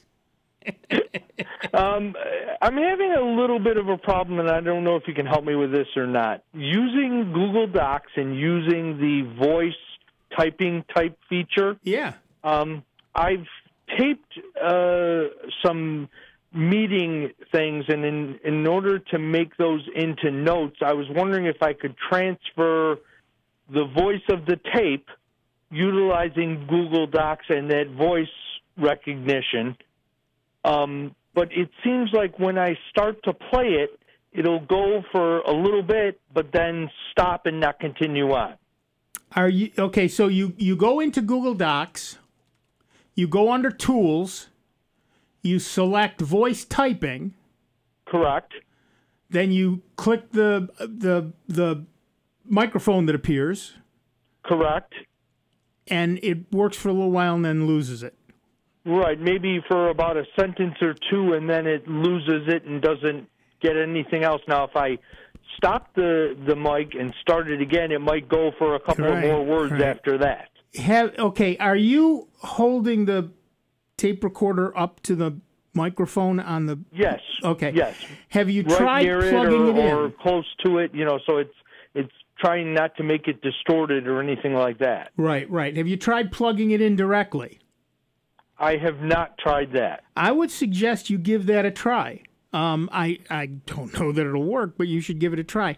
What for the rest of you, what Rich is talking about is that in Google Docs, under Tools, there's something called voice typing. Excuse me. You select that, and now you can speak to it. You can essentially dictate. So I can say, "Hello, Google!" exclamation point. "How are you today?" question mark. New paragraph. So, comma, let's do this, period. That sort of thing. What Rich is talking about, of course, is he'll get most of the words in, but he'll have to then go back and edit it and turn it into sentences because it. Yeah, sure. Right, I but can he knows understand that. all that. Right.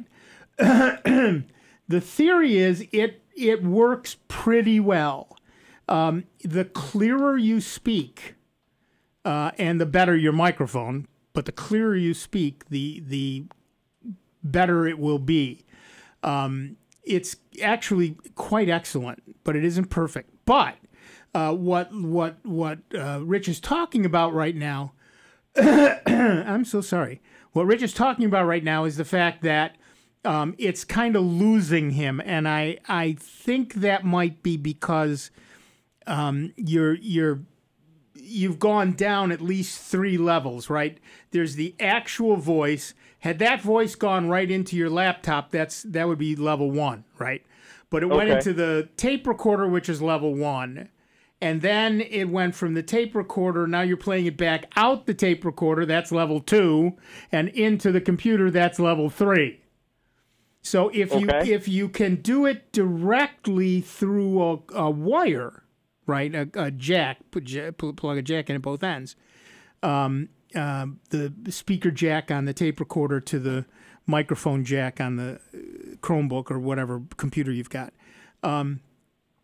you probably will get a stronger and better signal because it's just going to be better, right. Particularly now, if the other question though is there any kind of timeout for that speaking for it to go on? In other words, it'll only be active for say a minute or 2 minutes, whatever. Right. No, I've spoken for 10 minutes. I've not honestly gone longer than that.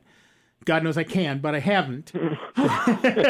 But it should just keep picking up as long as it hears something, right? I mean, if there's a long pause in your recording, then it may think, oh, they're done.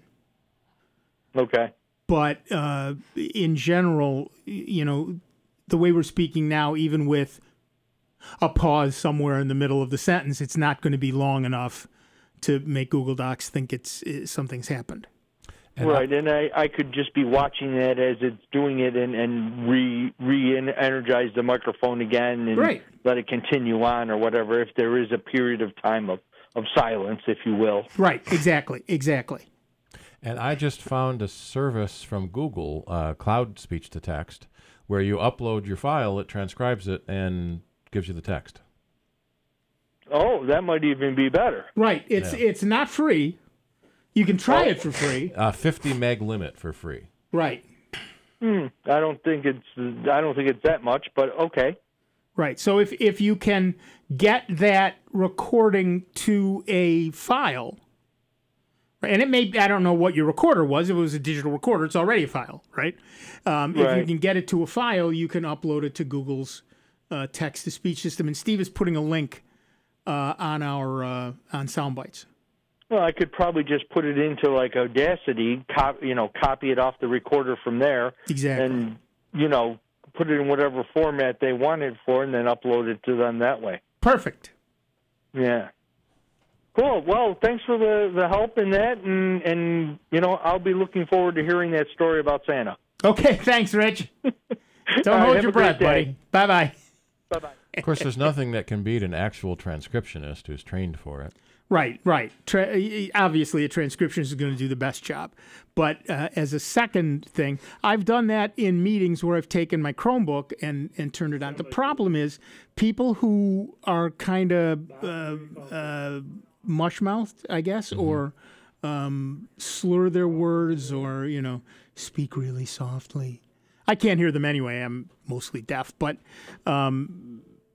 those people have Google has trouble hearing those people or understanding those people. But if you, I spent 20 years as a professional actor, so I can speak clearly and succinctly when I need to, or at least distinctly. I'm rarely succinct, but you can easily Google can easily translate what I say. But you should give it a try. It depends on the ambiance in the room, obviously. It depends on how good your microphone is, how well you speak, yada, yada, yada. But I've transcribed whole lectures and things just by turning on the microphone and letting it play while I'm doing stuff. It's actually pretty cool. I haven't tried it off my phone yet. I may have to do that at some point. Give it a shot. I've got it on a list of things to try, and you know those lists. Mm-hmm. All right, back to the phones. Our next caller is Paul from Henrietta, New York. What's up, Paul? Hello, gentlemen. Thank you for your service to the community. Thank you. Here's the question. On my laptop, when I view Facebook pictures in general, the resolution is really terrible versus like I'm on my laptop now, New York Times, the pictures are all, very good. On my phone, Android, on my tablet, the Facebook pictures all look decent or good. Why would this be? Why would the resolution be poor generally? I'm looking at one picture on Facebook that's a smaller. It's almost like when they're large. Yeah. When, it's pixelated a little bit. Yeah. What? This is a laptop, desktop? Yeah. Well, I've got two laptops, and it does that with each. Have you checked the I don't know resolution? what the remedy is. Not that I'm more curious than anything. It's probably only video resolution. Well, it's downloading a low-res version on your phone, so it doesn't eat up your cellular bandwidth. Okay, so on the phone, though, it looks good. And that's what I'm saying. The Android and on my tablet. It's my laptop that anything that's Let me. picture that takes up like the What web browser are you using? Chrome. Just for the heck of it, try Firefox or Edge. Why not? It's already on your system. And see if there's a something, if it works there.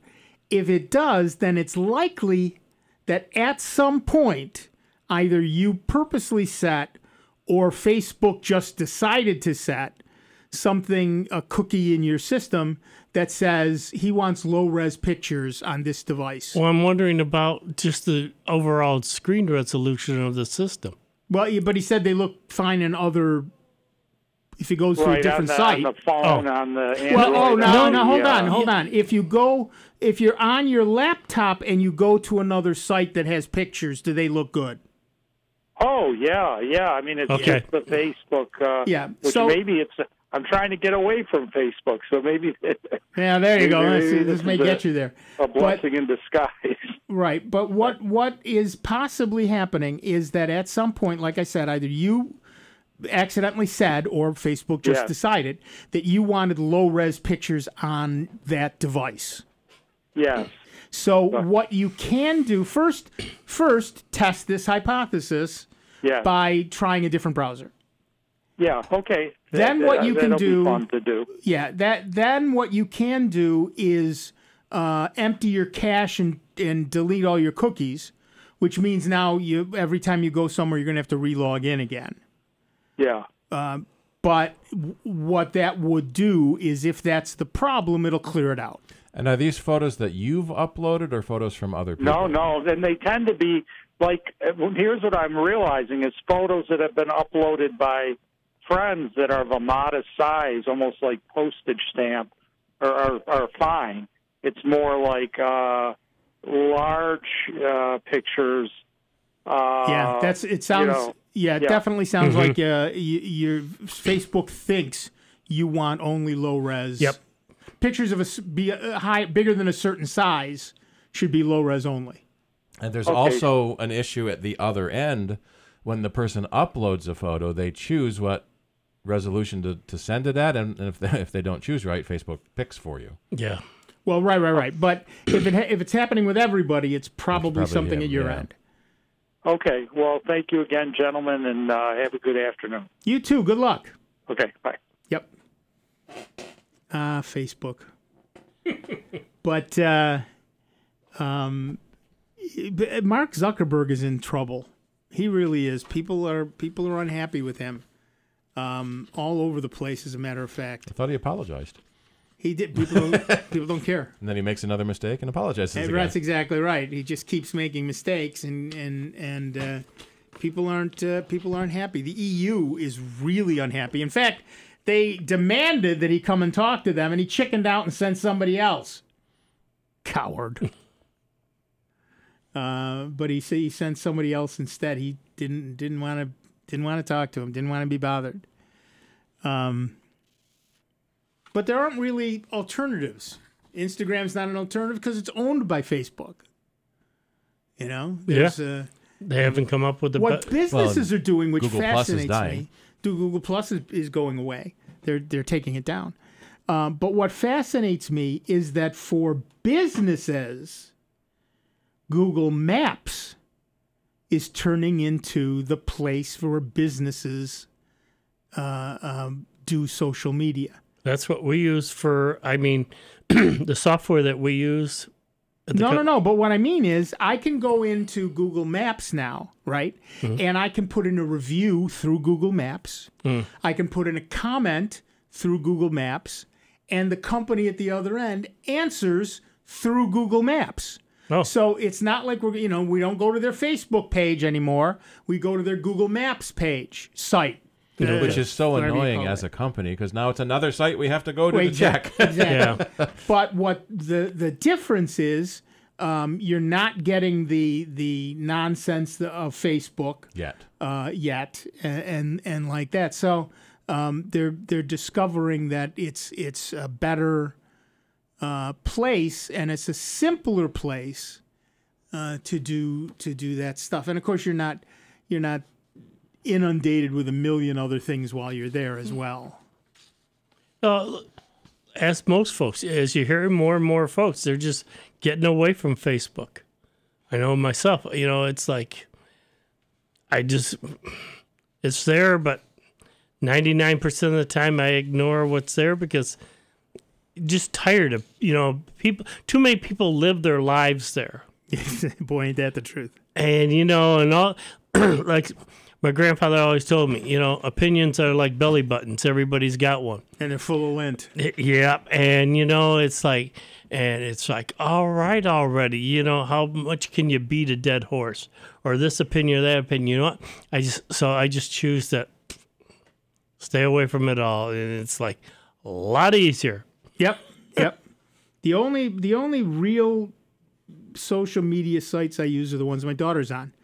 Just on the off chance that I'll catch a glimpse of something she does there, since she never talks to her parents. That's not true. We Skyped on Thanksgiving. That was very sweet. She's a busy young lady. She's a very busy young lady, and it was very, very nice. At least it's not only when she wants money. Not only when she wants. That's right. That's right. That's the thing about kids, right? It was you only hear them when they want money. Yeah. She's the one who informed me that using Gmail, you can send people money. She also reminded us that she's got wish lists at Amazon for Christmas. Oh, there you go. Yeah, so my wish lists are at Amazon, Horizon Hobby, and Apogee Components. Right. For rockets. Right, for rockets. Rockets, right. Airplanes, and everything else. Yeah. Right. Rockets, airplanes, and now I don't care. Yeah. Yeah. Because Amazon doesn't sell everything. Yet. Yes, that's true. Yet. We should probably mention that Apple is considering creating a lower-cost Apple TV dongle that's similar to the Amazon Fire Stick or the Google Chromecast. Apple has held discussions about introducing such a product, which would be priced lower than the Apple TV and would be able to be plugged into the back of a television set.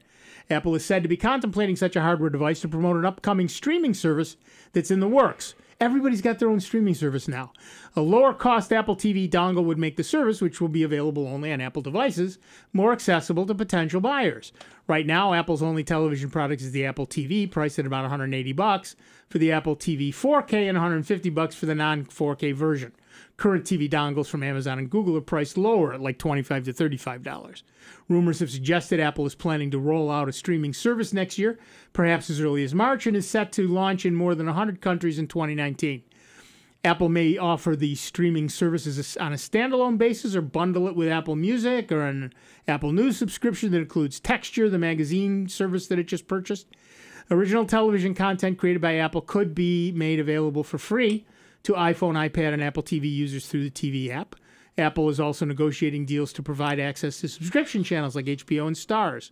For its streaming service, Apple has more than a dozen original television shows in the works, and it has inked deals with production companies for movies. So which streaming services do you subscribe to? And do you really want yet another one? Give us a call. 585-966-JAZZ. It's 966-5299. Toll free 1-800-790-0415.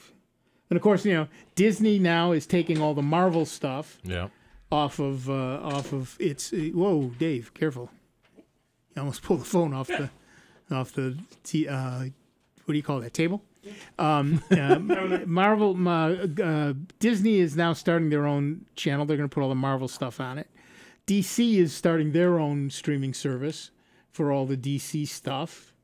We still have Netflix and Hulu and name it, about a million other things. And so yet another one, Apple streaming service. Who knows? And we got Google TV and everything else. I'm shocked Facebook doesn't have a streaming service yet. Give them time. It's a great time to be an actor. Yeah. I'll tell you that. Or a writer. And that's how we're hearing about a lot of these shows that are coming, because Hollywood can't keep quiet about, I just got this job. And well, yeah, getting jobs for actors is few and far between. So what is it? It's one of the only industries that has a 99% unemployment rate. Yep. No, they're all employed as waiters. yeah, waiters and yeah. Yeah, I did a lot of that myself. But yeah, so did you have a screenplay? Yeah. I have a screenplay. Yeah. What I really want to do is direct. But yeah, so there's just plenty of those services out there. People are confused as to about what to do and how to get it. Everybody wants to cut the cord, but when you figure out which streaming service you need, and it becomes a pain in the neck, and can I get the thing I want? And, I watch Dancing with the Stars every Monday at 8 o'clock, and how am I going to watch it, and what channel is it on, and can I stream it? And it becomes difficult to make a decision, to figure out, because there are so many variables. And, people say to me all the time, which streaming service should I get? I don't know what you watch. Yeah. Because you don't even know what you watch. Tell me. Take a piece of paper, write down the shows you watch and Right. the networks you watch. But now, don't just say Channel 8 at 10 o'clock. That doesn't help any. But see, that's where all these services, though, that's the whole thing. A lot of them, you can get the other channels, but your local ones, you're going to be on the hook to get an antenna to get those. Right. You're almost always going to have to get at least two services to get all the channels you want. So, and we joke about this. The most convenient thing is cable TV, because that's where most of the channels are. And then add Netflix, and then you've got Hulu, and then CBS if you want to watch Star Trek, and Netflix if you want to watch Marvel, and Right. so there's too many of them. Right. Some of them do have local. Google TV has local stations here in Rochester. All right, that music tells me we're done for another week. I want to thank everybody. I can't believe it's over already. I want to thank. Yes, I can. I want to thank everybody who called in. I want to apologize to everybody to whom we did not get. Call earlier. Call often. It's the Chicago way. Don't go away. George is coming in to play the best German music you'll hear all week. Michael's here to keep him on the straight and narrow. And we will be back next week with Dave Enright, with Steve Ray, with me, Nick Francesco, and with you. It is 55 minutes after the hour, and you've been listening to the longest-running computer show in the known universe. It's Soundbites on the truly great and truly grateful to you that we are member-supported Jazz 90.1. We will see you in 166 hours. Ready to become a member of Jazz 90.1? It's easy to do, and it feels so good. Just call 966-5299. That's 966-JAZZ. Or pledge securely online at jazz901.org. And remember to check if you work for a company that matches donations. This could double or even triple your pledge. Anytime is a good time to become a member of Jazz 90.1. The Greece Central School District has 3 in-district food pantries to support students and their families.